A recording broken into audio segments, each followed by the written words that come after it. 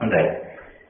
මේ වෙලාවේ ධර්ම සාකච්ඡාව සඳහා මේ පින්වත්තුන්ගෙන් ඉදිරිපත් වෙලා තිබෙන මේ ප්‍රශ්න කීපයට උත්තර ටිකක් අපි හොයාගන්නට බලමු.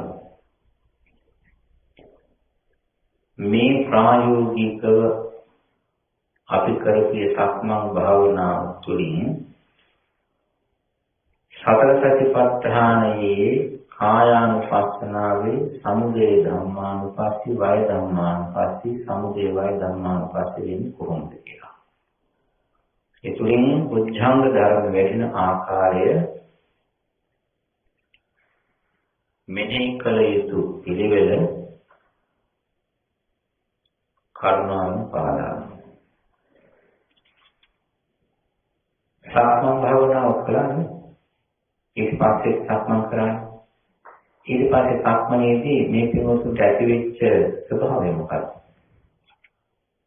ඒක නීවරණ ධර්ම අයින් කරගන්න පිළිට වුණා, උපකාර වුණා, ඒකේ සමාධි වුණා, දේව දකින්න පුළුවන් වුණා. කොහොමද උනේ? වැඩක්ම නැති වුණා. මතම් වෙන වැඩ නැතිලා. නීවරණ අනිත් ඒවාට නීවරණ ධර්ම ක්‍රියාත්මක වෙන්නේ නැහැ. ඒකට අනිත් ඒවායි ඔය පිළිපස්සේ තුන්දෙනෙකුට නම් එහෙම වෙලා තියෙනවා. අනිත් පැයට එහෙම අපවත් චේති නැතුව තමයි.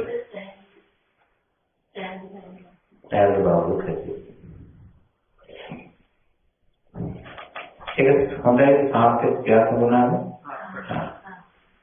එහෙනම් ඒක දොර දිගට කරගෙන යන්න සක්මනේදී ස්ලෝ මොෂන් භාවනාව හොඳට පිළිත වෙනවා. හැබැයි ඒකට අපි කියපු හැටියට ශරීරයේ සමතුලිතතාවය පිළිතුරා ගන්නට හැකියාව තියෙන්න ඕනේ. හොඳ ශ්‍රද්ධාවක්, ආදරයක්, ගෞරවයක් තුන්වන්ගේ පිළිතුරන්නේ කරා. දැන් අපි මේ සතරට ඒක වෙලා මොන භාවනාවකට අයිති වෙන්නේ? කායානුපස්සනා සතිපට්ඨානයට. ඒක අයිති වෙන්නේ කායානුපස්සනා සතිපට්ඨානයට. කායානුපස්සනා සතිපට්ඨානයේදී අපි අත කියලාවත් කකුල කියලාවත් නෙවෙයි අපි ඔක දකින්නේ. මොකක්ද දකින්නේ? පඨවි ධාතුව ඒ වෙලාවට මතුවලා ඉදිරිපත් වෙලා එන විදිහයි. ඒ වෙලාවට එන්නේ පඨවි ධාතුව හරකස විදිහකට. තද විදිහකට, ඕලාරික විදිහකට. දරදඬු විදිහකට එන්නේ. දණ්ඩක් වගේ දරදඬු වෙලා කරකස වෙලා ගුරුසු බර ගතියකට එන්නේ. ඔය මොකක්ද? පඨවි ධාතුවයි. ඒ පඨවි ධාතුව ධාතුවක් හැටියට ඉදිරියපත් වෙන අත කියලාවත් කකුල කියලාවත් මොකකටින්වත් නෙවෙයි බලන්න. ඒක නිසා අනිත් එක තමයි ඒ පඨවි ධාතු සීමාවේ අපේ මේ උකුලේ ඉඳලා සමහර කීටක් උඩින් ඉඳලා පහළට ඒ හරිය හීට් වෙච්ච ගතිය, රත් වෙච්ච ගතිය, උණුහුම් වෙච්ච ගතිය, ප්‍රශ්න ගතියක් ඇති වෙනවා. දැනුණාද දන්නේ? තිබුණාද? ඒ මොකක්ද? තේජෝ ධාතුවයි.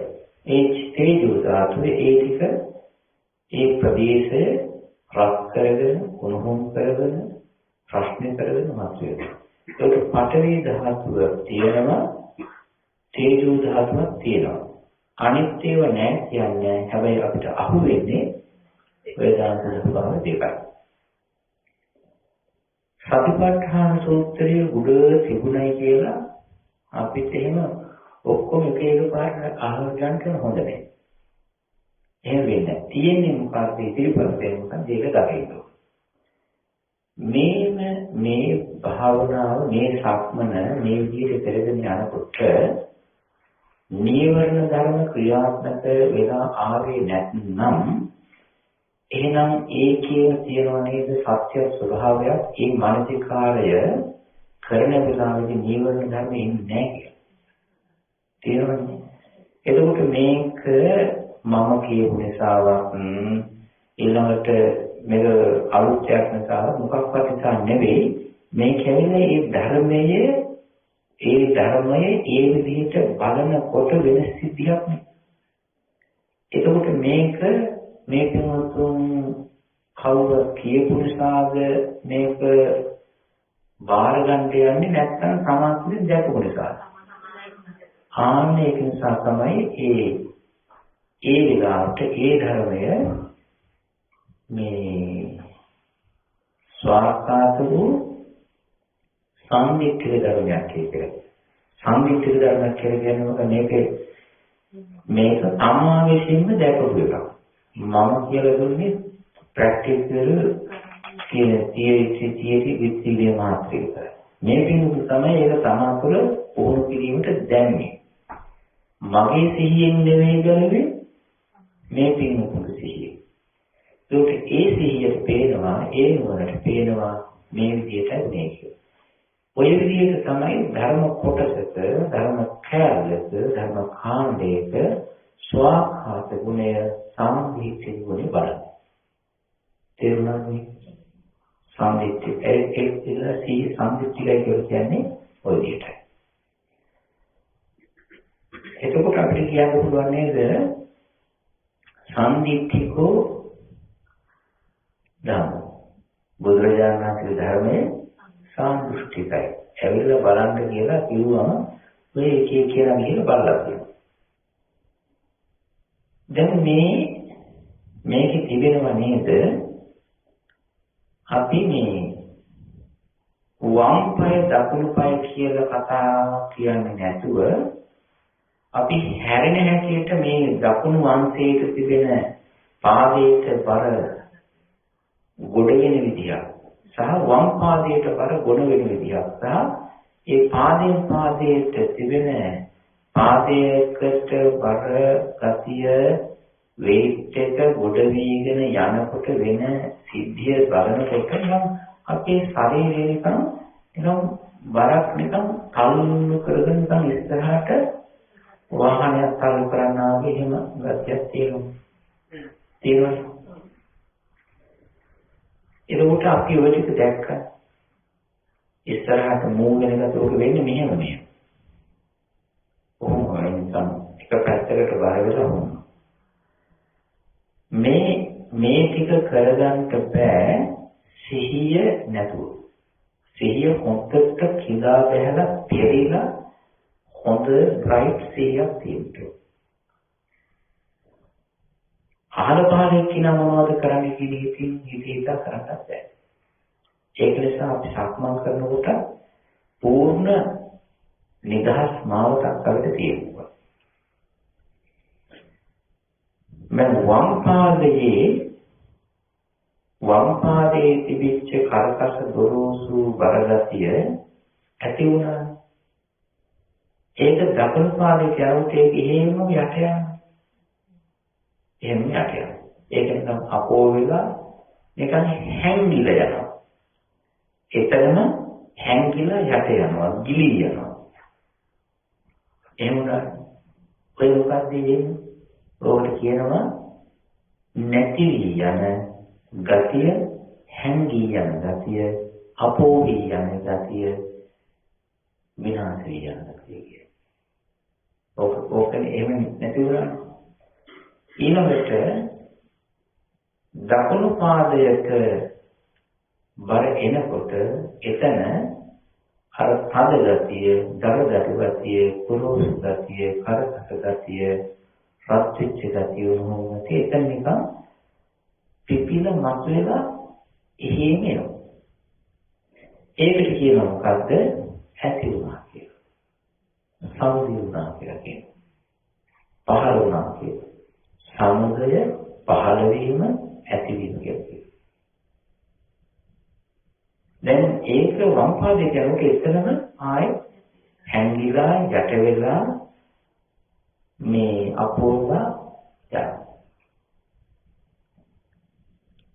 අනිත් පැත්ත කායමත් වෙනවා. හැබැයි මේ ස්ථාන දෙකේම තියෙන්නේ දකුණු කකුලේ පඨවි ධාතුව තේජෝ ධාතුව නෙවෙයි වම් කකුලේ පහළ වෙනවා. වම් කකුලේ පහළ තේජෝ ධාතු කොටසේම නෙවෙයි දකුණු කකුලේ පහළ වෙනවා. නමුත් මේ දෙපැත්තෙම පහළ වෙන පඨවි ධාතු ස්වභාව වල සමාන ගතියක් තියෙනවා. නේද? වම් කකුලේ පහළ වෙච්ච පඨවි ධාතුව නෙවෙයි දකුණු කකුල පහළ. දකුණු කකුලේ පහළ වෙච්ච පඨවි ගතිය තේජෝ ගතිය නෙවෙයි වම් කකුලේ පහළ වෙන්නේ. ස්ථාන දෙකක් වුණාට මේ පඨවි ධාතු ස්වභාවය දෙකනේ සමානත්වයක් තියෙනවා. නේද? ඒකකොට සමාන ගතියක් තිබුණා තිබුණාට ඒක එකම නෙවෙයි. මේ ධාතු ස්වභාව එක එක තැන්වල ටිටිල මතුවෙලා උඩට එනවා, හැංගිලා නැතිලා ගිලියන. වම් කාලේ ඒ ටිටිල මතුවෙලා උඩට ඉදිරියට එනවා, ආයෙත් හැංගිලා යට ගිලියන. ඔබ තමයි සමුදය වය. සමුදය වය. වම් කාලේ සමුදය වෙනවා වය. සමුදය වෙනවා වය. ඇති වෙනවා නැති වෙනවා. පිපිලා ඉලිප්පිලා මතුවලා එනවා, ආයෙත් එතනම කිඳා බැල හැංගිලා යට යනවා. ඔය ස්වභාව දෙක එතෙන්ට ඒ ධර්ම වලට අයිති දෙකක්. ඒ ධර්ම වලට අයිති දෙකක්. ඒක නිසා සමුදය දැන් ඇති වුණා නැති වුණා කියන ඒ ධර්ම ස්වභාව තාම මේ පින්තුන් දැක්කේ නැහැ.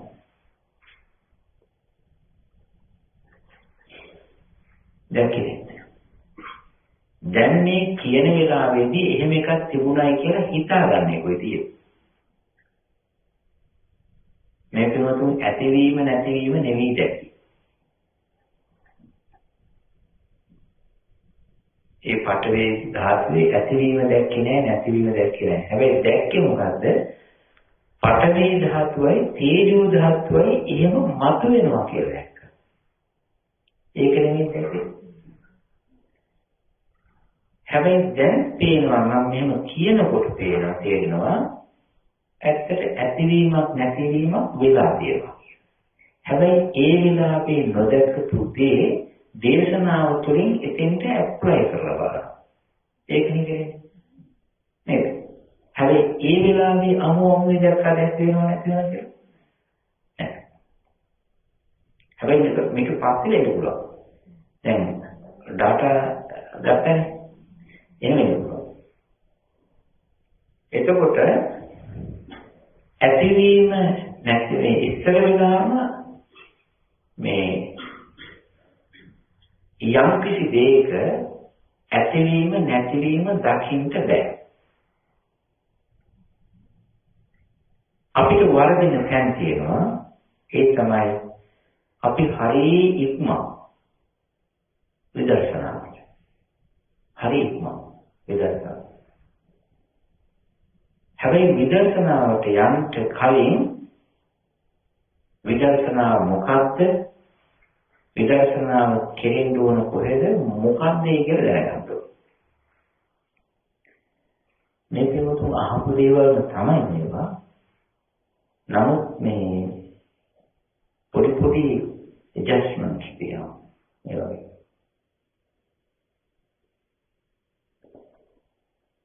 ඉස්සර වෙලාම අපි දකින්න ඕනේ නාමයයි රූපයයි. අනිත්‍යයි දුකයි අනාත්මයි නෙවෙයි. මොකද්ද දකින්න ඕනේ? නාමයයි රූපයයි. ඒ නාමයයි රූපයයි දැක ගන්නට පුංචි උදව්වක් වෙයි කරේ. නාම ධර්ම සියුම්, රූප ධර්ම ඕලාරිකයි. දැනුනේ පෙරුනේ දැක්කේ වැටුනේ ඕලාරික රූප ටික විතරයි. එතෙන්ට පායලා වැඩ කරපු නාම ධර්ම හරියට වැඩ කරේ සමහරකට එන්නේ ඉන්න පුළුවන්. නාම ධර්ම අල්ලන්නේ අමුතු විදිහකට. නාම ධර්ම හරි සියුම්. නාම ධර්ම හරි සියුම්.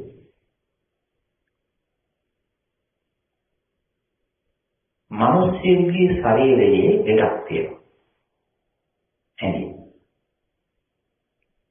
ඒ ලෙඩේ බලන්න අද තාක්ෂණයක් එක්ක පාවිච්චි කරන ක්‍රියාදාමයක් තියෙනවා. වෛද්‍ය ශාස්ත්‍රය මොකක්ද? එක්ස්රේ එකක් ගන්නවා. නේද? එක්ස්රේ එකක් අරගෙන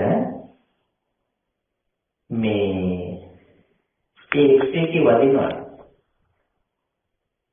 එදී එක්ස්රේ එක දෙවිය වදින්නේ නැහැ. ඒක වදින්නේ කලින්. බලන්න. ඒ එක්ස්රේ එකේ අරගෙන ඊට පස්සේ ඒ එක්ස්රේ එකට අයන අල්ලන එක්ස්රේ එක මේ එක්ස්රේ රීඩින් ලයිට් එකක් තියෙනවා. ඒකට දාපු ගමන් ඒ එක්ස්රේ එකේ ශරීරයේ අසමතුලිත තැන් මතුවලා දිස්සෙනවා. ඒක බලන ඒ අනුසාරයෙන් තමයි තේරුම් ගන්න මෙතන මොකක් හරි ප්‍රශ්නයක් කියලා. නේද? ඒ වගේ ලෙඩේ ඒකේ නෑ. හැබැයි ලෙඩේ තේරුම් ගන්න හිමයි. ඒ වගේ අපේ ඒ රූප ධර්ම වලට යම් කිසි තැනකට හිත යොමු කරාම එතන හිත තියෙනවා නාම ධර්ම තියෙනවායි කියලා දැනගැනීමට ඉස්සර වෙලාම අපිට හයියක් තියෙන්න ඕනේ. හිතේ හයියක් තියෙන්න ඕනේ. දැනුමක් තියෙන්න ඕනේ. ඉස්සර වෙලාම දැනගන්නේ අනිත්‍ය දුක්ඛ අනාත්මද නාම රූපද? නාම රූප. ඒ නාම රූප දැනගන්නේ නාම රූප දැනගත්තන් පස්සේ නාම රූප ඇතුලේ තමයි අනිත්‍ය දුක්ඛ අනාත්ම තියෙන්නේ. අනිත්‍ය දුක්ඛ අනාත්ම ඇතුලේ නෙවෙයි නාම රූප. අපිට වර්ධිත තේරුණා නේද? විතරින් ඇතුලේ නෙවෙයි කෑම තියෙන්නේ. කෑම ඇතුලේ තමයි විතරින් තියෙන්නේ. ගුණාත්මක තියෙන්නේ. ඒක නිසා අපි ඉස්සර වෙලාම කරන්න ඕනේ නාමයයි රූපය හඳුනා ගන්න ඕනේ. දැන් අපි හිතමු මේ මෙතන එළිය තියෙනවා. මේ එළියක් තියෙනවා. මේක බරපතල වෙන්නේ නැහැ. නමුත් මේක මොකද හොරට තේරුම් ගන්න. මම ප්‍රශ්නයක් අහනවා එළිය පේනවා මේ පිටුපස දැන් එළියට තියෙනවා. එළිය පේනවා. පේනවා. කොහොමද එළිය පේනවද කියන්නේ?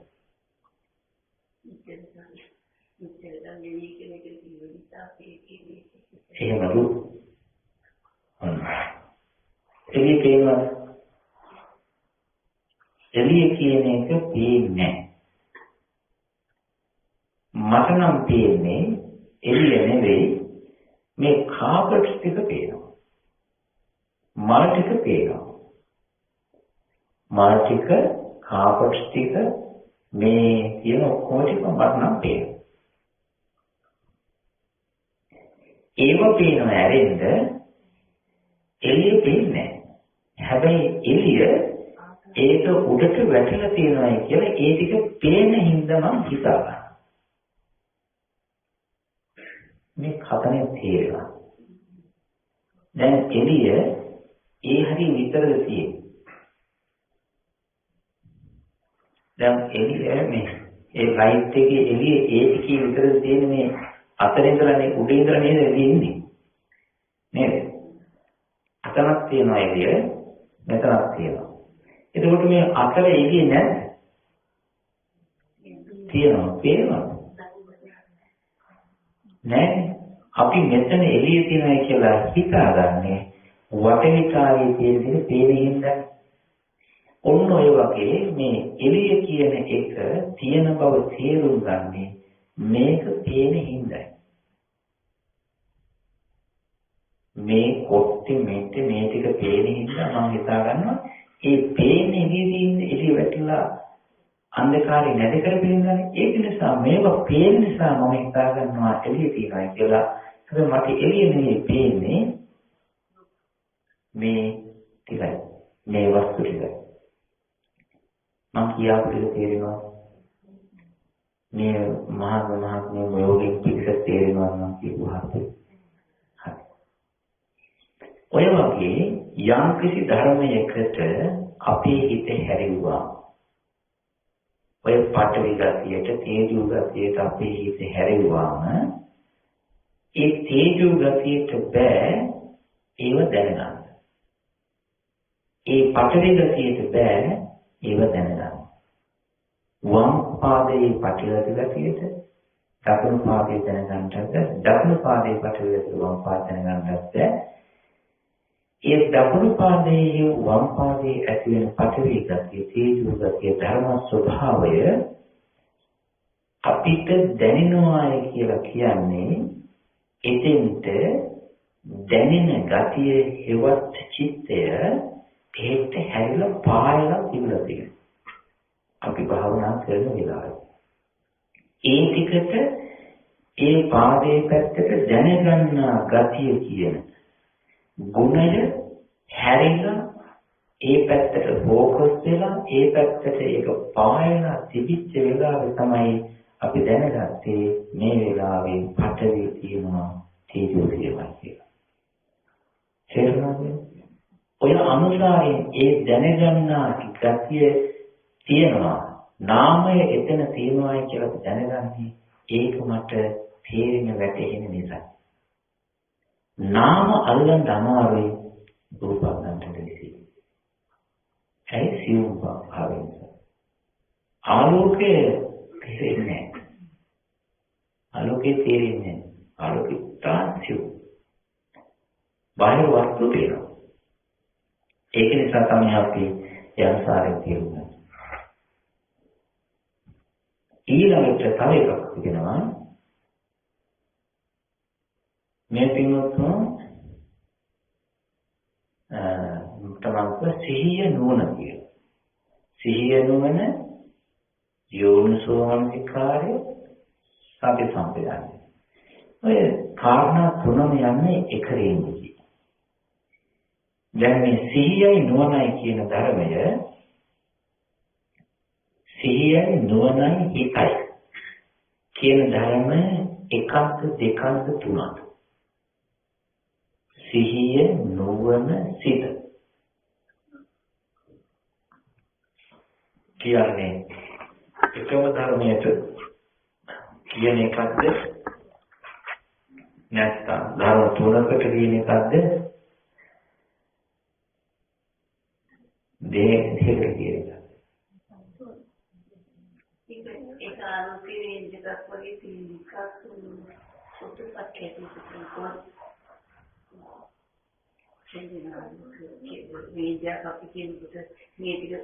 මම අහපු ප්‍රශ්නේ මතකයිද? මම අහුවේ මොකද්ද? සිහියයි නුවණයි හිතයි කියන්නේ එකක්මද නැත්නම් දෙකක්ද නැත්නම් තුනක්ද? තුනක්.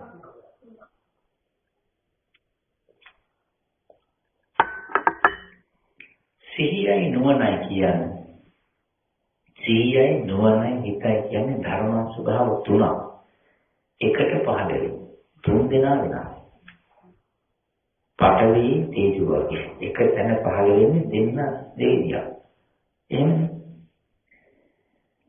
සිහිය කියන්නේ එකක්, නුවණ කියන්නේ එකක්, හිත කියන්නේ එකක්. සිහියයි නුවණයි කියලා කියන්නේ හිතේ පහළ වෙන චෛතසික ධර්ම තවත් එකක්. හිත කියලා කියන්නේ ඒ දෙන්නගේ මහවිදර. හරියට අතයි ඇඟිලි කියනවා. අපි අත කියලා මෙහෙම කිව්වන් පස්සේ ඇඟිලි පේනවා. ඇඟිල්ලක් කියලා පේනවා පස්සේ අත පේනවා. අතක් නැතුව ඇඟිල්ලක තින්න බෑ. ඈ? ඇඟිලි නැතුව අත නෑ. සීයයි නෝනයි නැතුව හිත පවතින්නේ. හිත ප්‍රධාන ජීවක. මේ කතාව තේරුණා. ඒ වගේ මේ ධර්මතා තුන මෙහෙ වෙන්න හේතුව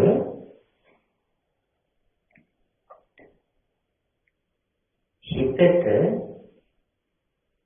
යන්න බෑ. හිතට දැනගන්න පුළුවන්. මොකද වෙන්නේ? හිතට යන්න බෑ. හිතට කරන්න පුළුවන්කම තියෙන්නේ දැන ගැනීම විතරයි. එච්චරයි අඩුවක්.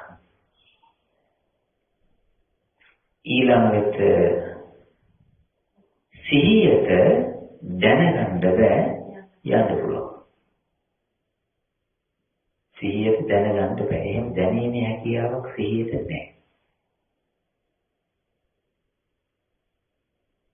ඊළඟට ප්‍රඥාවට හොඳට දැනගන්න පුළුවන් යන්න බෑ. තේරුණාද? සිහියට දැනෙන්නේ ප්‍රඥාවට වැටෙනවා දැනෙනවා සතියටත් දැනෙනවා සිතටත් දැනෙනවා.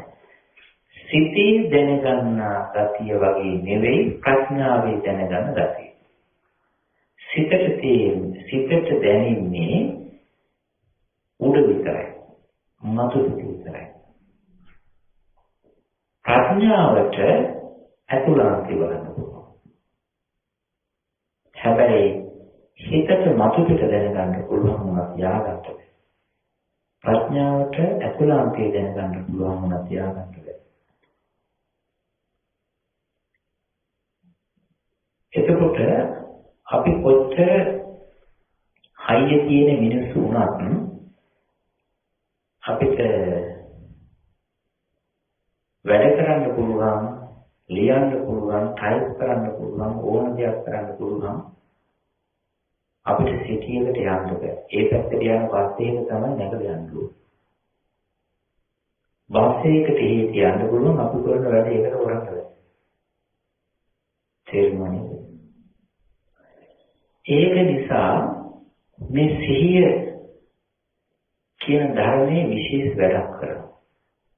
ඒ තමයි සිහිය පහළ වෙන්නේ හිතේ නුවණත් එක්ක. සිහිය නුවණත් එක්ක පහළ වෙන්නේ. සිහිය නිකන් ඉන්නේ. එයාගේ ජොබ් එක කාර්ය කරනවා. සිහිය අර හිතයි ප්‍රඥාව දෙක ඇදගෙන ගිහිල්ලා දානවා අරමුණට.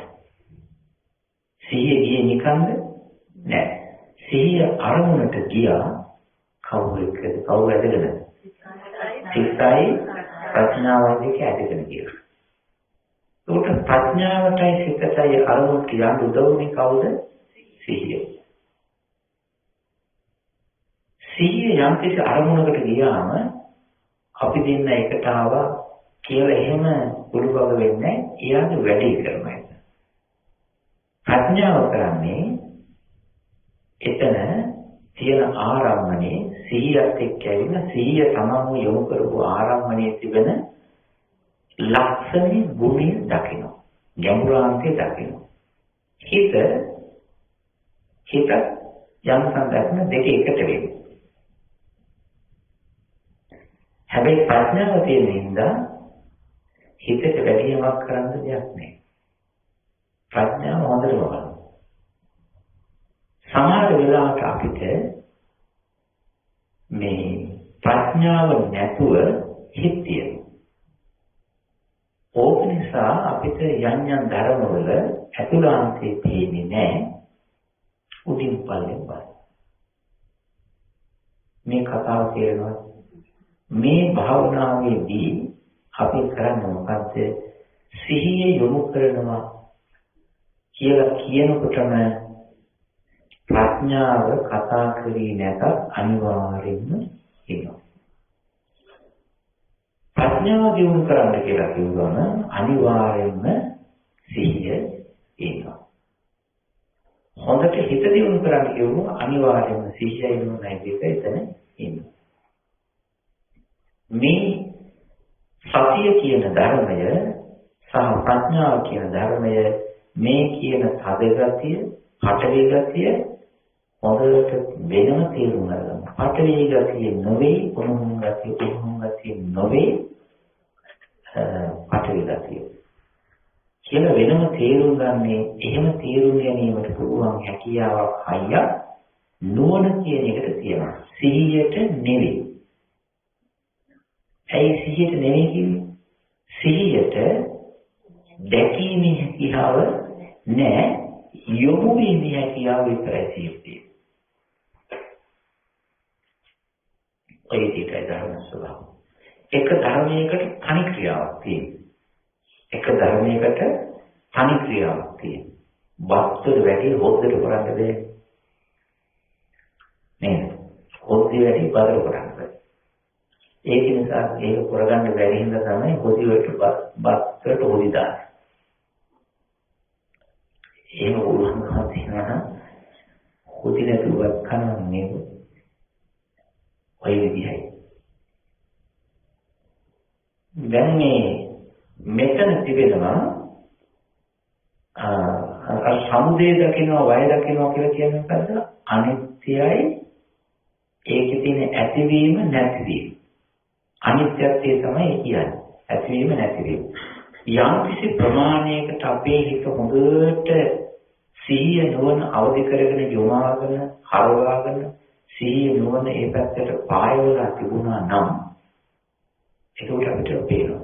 හැබැයි හැම වෙලේම තේරුම් ගන්න ඕනේ මේ මගේ පාදයේ, මගේ ඇඟේ, මගේ නාසයේ ආස්වාසේ ප්‍රස්වාසේ මට ඇයි ආස්වාද ප්‍රස්වාස දැන් මේ මොහොතේ දැනෙන්නේ, තේරෙන්නේ, වැටෙන්නේ.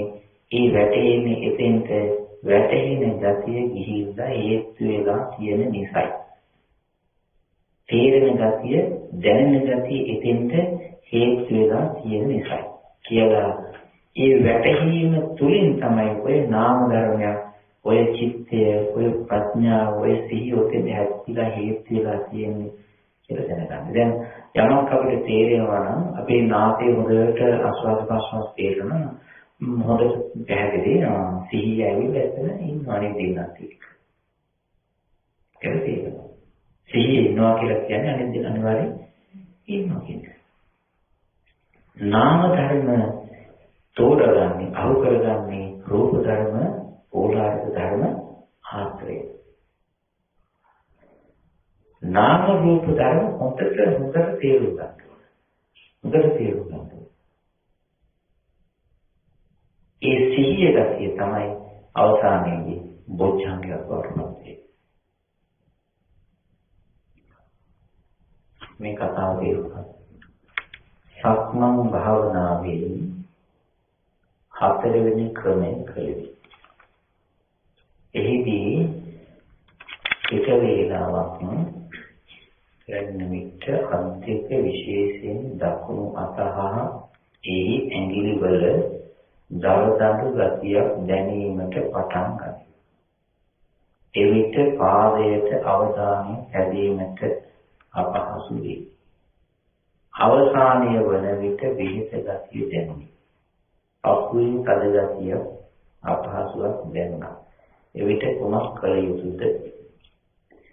මේ අවස්ථාවේදී කරන්න තියෙන්නේ ඒක දැන ගැනීමයි. වෙන මොකක්වත් කරන්න බැහැ. දැන් මෙතන තියෙනවා දකුණු අතහා එහි ඇඟිලි වල දරදඬු ගතියක් දැනීමට පටන් ගන්නවා. මොකද පඨවි ගතියයි. පඨවි ගුණය, පඨවි ගතිය ඒ ඇඟිලි වල ඉස්මතු වෙලා තියෙන ඒ දිග තමයි දැක්කේ. එක දිගට අවධානයේ තැබීමට අපහසු. අවසාන වෙන්නේ විහෙත ගතිය දැනෙනවා. විහෙත ගතිය කියලා කියන්නේ මොකද්ද? වේදනාව. තේරෙනවද? ඒ හරිය පවත්වා ගන්නට අමාරු වේදනාව. අපුයි තද ගතිය දැනෙනවා. ඒ තද ගතිය මොකක්ද? ඉතින් ඒකට මොකක්වත් කරන්න දෙයක් නැහැ. මොකක්වත් කරන්න දෙයක් නැහැ. පඨවි ගතිය තියෙනවා නම් දැනගන්න ගතියත් එක්ක දැනගන්න ඕන. හඳුනා ගන්න ඕන. ඒක එහෙම තියෙනවා, එතන ප්‍රසන්න වෙලා තිබෙනවා. තද ගතිය, ගුරුසු ගතිය, තද වෙන ගතිය, හිර වෙන ගතිය තියෙනවා කියලා තියෙන ගතිය දැනගන්න ඕන. ඒක මේකට උත්තරයක් වෙනවා මෙන්න මෙහෙම. මේ තද ගතිය දැනුණා ඒකට කුමක් කළ යුතුද කියලා කියන්නේ වැඩි තේරෙන්නේ ඒක හොඳ නැහැ කියන එක. ඒකට කැමති නැහැ. ඒක ප්‍රශ්නයක්. ඒකට මේ කුමක් කළ යුතුද කියලා හිතේ. ආන්නේ ඒ වගේ යම් කිසි තැනක හදයි නම් එතෙන්ට මොකද්ද කරන්න ඕනේ කියලා මගෙන් අහන්න හිතෙනවා නම් ඒ තමයි දුක්ඛ. ඔය දුක නෙමෙයි. දැන් ඔය දින්ගේ විතර තිබුණේ මේ දැන් නැති ඔය අපහසු. තවත් දැනෙන්න තිබුණේ නැතේ ඔය සහැල්ලු ගතිය. ඒ ළඟට ඔය නිකන් මුරුදු වෙලා පා වෙලා යන ගතිය ආගන් දැන් මේ කියන්නේ පොඩ්ඩේ තියෙන්නේ. එහිදී ටික වේලාවක් භාවනා කරනකොට ආධ්‍යික විශේෂයෙන් දකුණු අත හා එහි ඇඟිලි. දකුණු අතේ තියෙන ඇඟිලි ටික විතරේ අල්ල නිර්මේ මොකද හන්දි ඒව තිබුණේ නැත. ඒ පැත්තේ ප්‍රශ්නයක් කතා කරලා නැහැ. ඒකට ඇඟිලි වල දරදඬුගතිය ඇඟිලි වල පටන් ගන්නවා. ප්‍රශ්නේ ඉන්නේ දරදඬු ගතිය එහෙමත් පටවි ගතිය හොඳ නැහැ කියන එකයි කියන්නේ. ඒකයි දුක්ඛ සත්‍යය කියන්නේ. යම් කිසියක් එපා නම් අයින් කරන්න ඕනේ නම් ප්‍රශ්නයක් කරගත්තා නම් උත්තරයක් හොයනවා නම් ඒ තමයි දුක්ඛ සත්‍යය. දුක්. අනිත් ඔය ඇඟිලි කරුවලට අර ඒක මොකක්වත් නේද? ආනාපාන සති භාවනාව මෙහිදී එක් අවස්ථාවකදී පාදයේ වේදනාව දැනෙන විට හුස්ම ගැනීමට අපහසුය. පපුව තද ගතිය දැනේ. මෙහිදී එම ඉරියව්වේ දිගටම නොසිත ඉරියව්ව මාරු කිරීමෙන් නැවත හෘද ස්පන්දනය දැනේ. කයේ සිසිල් ගතිය දැනේ. මේ නිවැරදිද? ඉතින් මේක තියෙන එකක් නෙවෙයි ආය වැරදි කියන්නේ දෙයක් නෑ. මේක කියන්නේ මෙහෙමයි. එක් අවස්ථාවකදී පාදයේ වේදනාව දැනෙන විට හුස්ම ගැනීමට අපහසුය. ඒකට අයන්නක් දාලා තියෙනවා අපහසුය. ප්‍රශ්නයක් නෙවෙයි. පහසු නෑ. මොකද දුක්. අපෝ සාධකතිය. ප්‍රශ්නය දුක. මෙහිදී එම ඉරියව්වේ දිගටම නොසිත. දැන් පවුවක් කද වෙනවා අපහසුකුත් නෑ. තා දිගට ඉන්නේ නැතුව ඉරියව් මාරු කිරීමෙන් නැවත හදස්පන්දනය. ඒ කියන්නේ අරක වැහුවනේ. ඉරියව් මාරු කිරීමෙන් දුක්ඛ සත්‍ය හංගා දැමුවා. දුක අපි කොහොමද ඉතින් අවුල් වෙලා හිටු මිනිස්සුනේ නේද? මොනවාද යම් දෙයක් ඇත්තේ ඒක ඇඳයකට දැම්මා, පොට්ටියකට දැම්මා, මේරියකට දැම්මා, වාචුවට දැම්මා, ඕවනේ අපි කරේ. ඉතින් දැන් මේ ආපු වේදනාවක් මොකද කරේ? ඉරියව්ව වෙනස් කරලා හංගගත්තා. දැන් බලන්න කයේ සිසිල් ගතිය දැනෙනවා. නේද? අර දුක්ඛ සත්‍ය ආව දුක්ඛ සත්‍යයත් එක්ක ගනුදෙනු කරන්න කැමති නේ. පහසුවක් හදාගත්තා. මේ නිවැරදිද? දැන් තේරෙනවද වැරදි නිවැරදිද? තමන්ට නිවැරදි භාවනාවට වැරදි. හේතුව ඒක වහලා දෙන්න. ආ සීන් වලින් බලන්නේ තිබිච්ච ටික දැන් ඊට පස්සේ සිහිල් ගතිය දැන් නැගෙන්නේ කරා. දැන් තේරෙනවා මේ සිහියේ තිබෙනා වූ කෙරුවාකාරකම ඇති. ඊළඟ එක මහා සතිපට්ඨාන සූත්‍රයේදී අත්ති කායෝතිවා අනස්ස සතිපට්ඨිපට්ඨිතා හෝති. යාවදේව ඥානමත්තාය පතිස්සතිමත්තාය අනිසිතෝච විහෙරති. මේක පැහැදිලි කරන දක්වා පැහැදිලි කරලා දෙන්නේ කියනවා. අත්ති කායෝතිවා කියන එක පැහැදිලි කරලා දෙන්නේ කියනවා. මෙතනදී අට්ඨිකායෝතිවා යන තැනදී කාය යනු ආනාපානයද නැත්නම් මුළු කයමද කියලා කියනවා. ඒකටත් අපි හොයමු. හැබැයි මේක බරපතලයි. බරපතලයි මේ හපා ගන්න බැරි කෑම අපි මොකද කරන්නේ? පොඩියට කපන. එහෙමත් බැරි නම් තලනවා කියනවා. අඹරනවා. දැන් එකක් තියෙනවා මේකට කියනවා බ්ලෙන්ඩර් කියනවා. සූපක් හදලා සූපේ වගේ තමයි මොන්නේ. ඇයි එහෙම කරන්නේ? එතකොට කියන්නේ ලේසි ගිල ගන්න ලේසි. දැන් මේ භාවනාව කරගෙන යනකොට මේ හොඳට හිතන්න මේක තවත් තැන්වලට යොමු කරලා බලන්න පුළුවන්. ඒක කියන්නේ භාවනා සතිපට්ඨාන සූත්‍රයේ අවසාන කොටසේ තියෙන්නේ මේ සිහිය වඩාගෙන යනවා. සමුදය ධම්මානුපස්සීවා කායස්මින් විහෙරති වය ධම්මානුපස්සීවා කායස්මින් විහෙරති සමුදය වය ධම්මානුපස්සීවා කායස්මින් විහෙරති. ඊට පස්සේ තමයි කියන්නේ අත්ති කායෝතිවා පනස්ස සතිපට්ඨිපට්ඨිතා. මේ බලාගෙන යනකොට දැන් මේ රූප දිහා බලාගෙන යනවා. රූප කියලා කියන්නේ පඨවි ස්වභාවය, තේජෝ ස්වභාවය, ඊළඟට වායෝ ස්වභාවය, ආපෝ ස්වභාවය, වායෝ ස්වභාවය. මේක බලාගෙන යනකොට මේ කියනා වූ ධර්මතා කීපය බලන තැන තමයි තියෙන්නේ.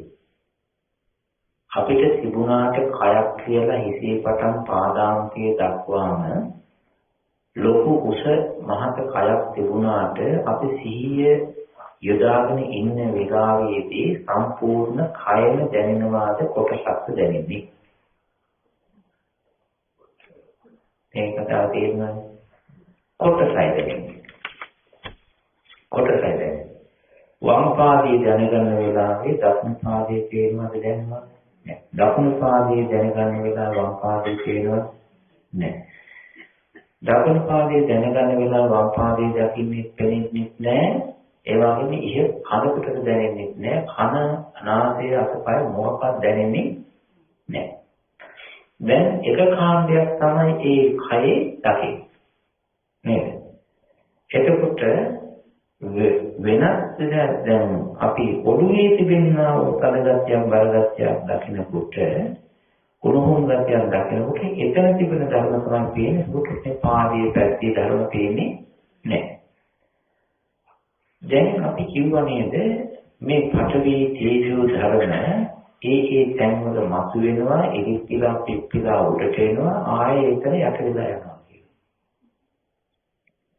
නමුත් ඒ තැන්වල මතුවලා උඩට ඇවිල්ලා යට වෙලා හැංගිලා ගියාට වෙනත් තැනක මතුවෙන ධර්මات එක්ක සමයි නේද?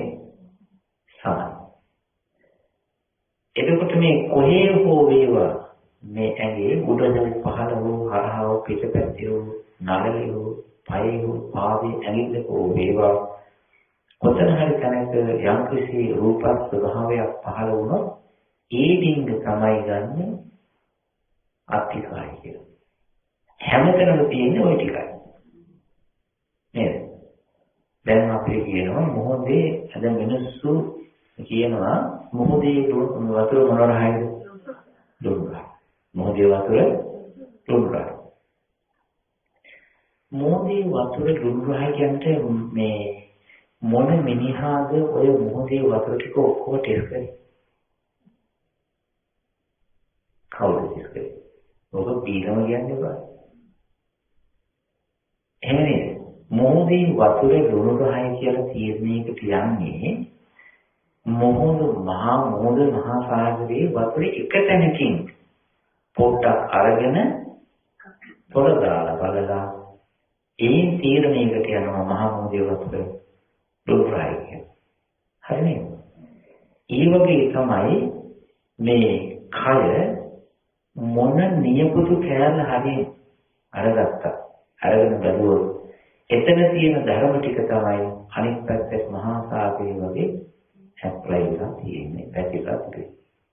ඒක නිසා මේ පොඩ්ඩක් දැනගත්ත ගමන් එක පාදයකින් ධර්ම ටිකක් හඳුනාගත්තම ආයේ කිසි අඩුවක් නැහැ. අත්තිකායෝතිවා 50 අත්තිකායෝතිවා 50 අස්ස කියලා කියන්නේ ඔහුට කියන එකයි. ඒ භාවනා කරන කෙනාට මෙතන රූප කයක් රූප ධර්ම එතන කියන්නේ ඇඟ කියන එක නෙවෙයි. එතන කියන්නේ රූප ධර්ම කියන එකයි. කයක් හැදෙන රූප ධර්ම කියන එකයි. ඒ කියන්නේ සතිපත්චුපක්ඛිතා හෝති. සිහිය පිහිටවෙනවා මේ රූපත් එකයි මෙහෙ දේවත් එකයි හැමතැනම පහළ වෙන මතුවෙන ඉලික් වෙන ඉස්සරහට එන රූප ධර්ම කොහොම එකයි කියලා සිහි පිහිට. එක තැනකින් දැකලා. සතිපත්චුපක්ඛිතා හෝති ඒ සිහිය ඒ විදිහට ලබා ගන්න සිහිය ඒ විදිහට හඳුනා ගන්න ඇති කර ගන්න සිහිය යන්තා ඥානමත්තාය ඥානං අත්තාය නුවණ ලබා ගැනීම පිණිස ලොකු ඥානයක් ලොකු නුවණක් ලොකු ප්‍රඥාවක් ලබා ගැනීම ඇති කර ගැනීම පිණිස පටිසති මත්තාය තව මේට වඩා ලොකු සීක්ෂණ බල සම්පන්න සිහියක් ඇති කර ගැනීම පිණිස යාවදේ ඥානමත්තාය පටිසතිමත්තාය මේක පිළිගනවා. අනිත් එක තමයි එහෙම එනකොට ලොකු නුවණක් තීක්ෂණ නුවණක් එනකොට පහළ වෙනකොට එයා අනිශ්චිතෝච විහෙරති. අනිශ්චිතෝච විහෙරති කියන්නේ වාසය කරනවා ජීවත් වෙනවා. පවත්තන යන විහෙරති වාසය කරනවා. මෙයා වාසය කරන අනිශ්චිතෝච වාසය කරනවා. මොකද්ද අනිශ්චිතෝච කියලා කියන්නේ? නිශ්චිත නැතුව. නිශ්චිත වාසය සහ අනිශ්චිත වාසය කියලා දෙකක් තියෙනවා. නිශ්චිත ජීවත් වෙනවා කියලා කියන්නේ නිශ්චිත ධර්ම තියෙනවා. නිශ්චිත ධර්ම. නිශ්චිත ධර්ම කියන්නේ තණ්හාව කියන එක නිශ්චිතයක්. මානෙ කියන එක නිශ්චිතයක්. දෘෂ්ටිය කියන එක නිශ්චිතයක්. කියන්නේ ඔතන වාගේ වුණා හේතුවක් දාලා ඉන්න. අපි සමහර වෙලාවට තියෙනනේ වා ගියේ කොතනද හේතුවක් උන. නේද? මොකටද හේතුව? හේතුවලා තමයි. අපේ හිතත් ඒ වගේ තමයි මොකක් දිහා බැලුවත් හේතුවක් ගන්න බලන්න. මොකක් ඇහුවත් හේතුවක් දක්වනවා. හේතු වෙලා. ඒක තේරෙනවද? නෑ ඒක තේරුන්නේ නෑ. දැන් අපි කවුරු හරි ඔන්න කතා කරනවා. කතා කරන හැනකොට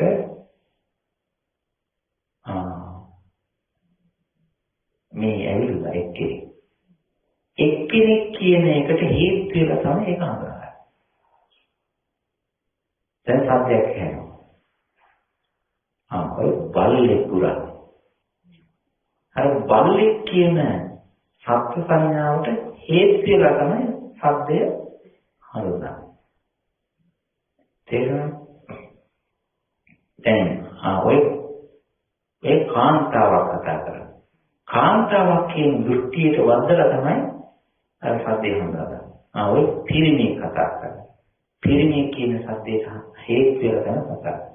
ඒක නිසා අපි මේ ලෝකයේ බලන කියන දේවල්, හිතන දේවල් ඔක්කොම හැම වෙලාවෙම හේතු වෙලා තමයි. ඒක වාඩි වෙලා හේතු වෙලා තමයි දැකලා බලන්නේ. මට දැනෙනවා. කාටද දැනෙන්නේ? මට කියන එකට හේතු වුණා. දැනීමට දැනෙනවා කියන කතාවක් අපි කියන්නේ ගියේ නැහැ. දැනෙන ගතියක් තියෙනවා ඒකට දැනෙනවා. එහෙම කියන්නේ නැතුව අර දැනෙන ගතියට හයි කරගත්තා මට දැනෙනවා. අඬනවා. සද්දයක් නිකුත් වෙනවා හිතේ යම් කිසි දේශධාර දෙකක් පහළ. ඒ කතාව කියන්නේ නැතුව කියන්නේ මොකද්ද? මම අඬනවා කියන. හේතුණානේ දෘෂ්ටියට. ඒ වගේම තමයි චක්කු විඥානය ගිහිල්ලා යම් කිසි දෙයක් දැනගන්නවා රූපයක් දැනගන්න. අපි කියන මම දකිනවා කියන.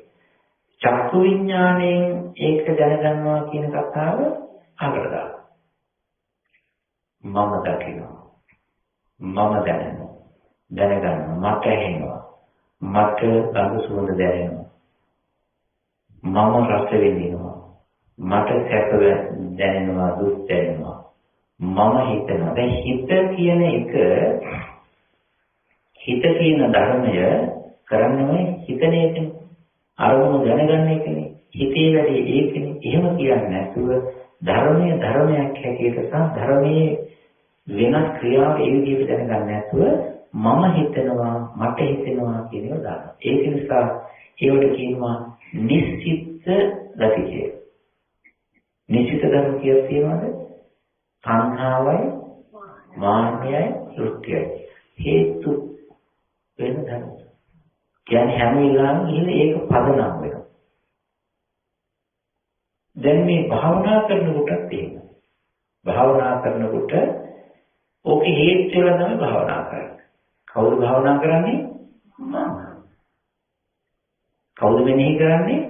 මම. කාගේ සිහියද? මගේ සිහිය. බලන්න ගිහිල්ලා හැම වෙලෙම සිහියටයි නුවණට හැම එකටම මම කිට්ටු කරගන්නවා. භාවනා වැඩිනේ කාටද? නිශ්චිත. දැන් පඨවි ධාතුව දැන් කාගේ පඨවි ධාතුවද? මගේ ඕනේ. මගේ පඨවි ධාතුව. උස්නේ මගේ උස්නේ. හැම තැනකම මේ පඨවි ආපෝ තේජෝ වායෝ කියන ධර්ම වලට මම හයි වෙලා මම බැඳිලා මගේ කියන දෘෂ්ටිය කැවිලා හේතු වෙන වැදලා. අපි මේව කතා කරන්නේ ලෝකෙට උන්වත් එක්ක. භාවනා කරන කිසිලා දැනෙන්නේ මගේ භාවනාව හොඳයි. මගේ භාවනාව හොඳයි කියලා කියනකොටම මොකද වෙන්නේ? දෘෂ්ටිය රතු තේරුණානේ මගේ භාවනාව තරම. නිශ්චිත වුණා. සිහිය වඩලා වැඩි වුණාන් පස්සේ එයාට මම භාවනා කරනවා කියන අදහස එන්නේ නැහැ. මට වැටහෙනවා කියන එක එන්නේ නැහැ. මට තේරෙනවා මම හිතනවා කියලා එන්නේ නැහැ. ධර්මයක් තිබෙනවා ඒ ධර්මයට තේරෙනවා. ධර්මයක් තිබෙනවා ඒ ධර්මයට වැටහෙනවා. ධර්මයක් තිබෙනවා ඒ ධර්මයට බලන්න පුළුවන්. අන්න අයින් කරා. ආන්න ඒ වෙලාවේ තමයි අනිසිතෝච විහෙරති කියන්නේ. මේක තේරුණා. අනිසිතෝච විහෙරති. එහෙම වෙනකොට නැච කිංචි ලෝකේ උපාදීති. මේ ලෝකේ තියෙන කිසිම දෙයක් උපාදාන කරන්නේ නැහැ. ඇයි? මම ගලවපු නිසා. මම කියන එක ගලවුවා, ආත්ම සංඥා ගැලෙව්වා, පුද්ගල සංඥා ගැලෙව්වා. ඔය එක එක ධර්ම වලට හයි කරලා තිබිච්ච මම කියන එක ඔක්කොම මම හිතනවා, මම භාවනා කරනවා, මගේ සිහිය මමට දැනෙන විදිහ ඔය ඔක්කොම ටික ගලවගෙන ගිහිල්ලා මේ ධර්ම ස්වභාවයක් තියෙන ඒකට දැනෙනවා. මට නෙවෙයි. ධර්ම ස්වභාවයක් තියෙන ඒක තේරුම් ගන්න මම නෙවෙයි. නැච කිංචි ලෝකී උපාදීති. එතකොට ලෝකේ කිසිම දෙයකට මමත්වයෙන් උපාදාන කරන්නේ නැහැ. කිංචි ලෝකී උපාදීති. අනිසිතෝච විහෙරති කිංචි ලෝකී උපාදීති. උපාදාන කරන්නේ නැහැ කියන තමයි ඒක. මේක තේරුණා. හරි. ධර්ම සාකච්ඡාවට යෙදලා තියෙන කාලේ ඔච්චර. එහෙනම් දැන් අපි භාවනා කරමු. පින්නම් වලකට කරමු භාවනා කරමු. දැන් මේක තේරුණා.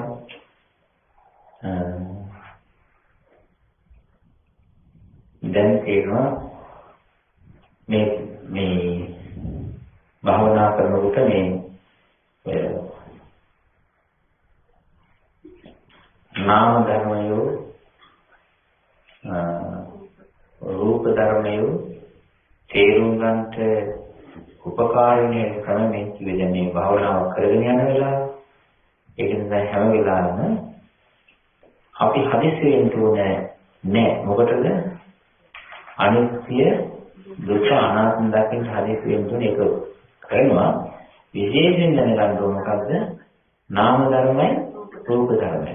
නාම ධර්ම රූප ධර්ම යම්කිසි ප්‍රමාණයකට දැන හඳුනා ගන්නකොට ඒකේ තියෙන දේවල් හිමීතිමේට පේන්න දැනෙන්න පටන් ගන්නවා.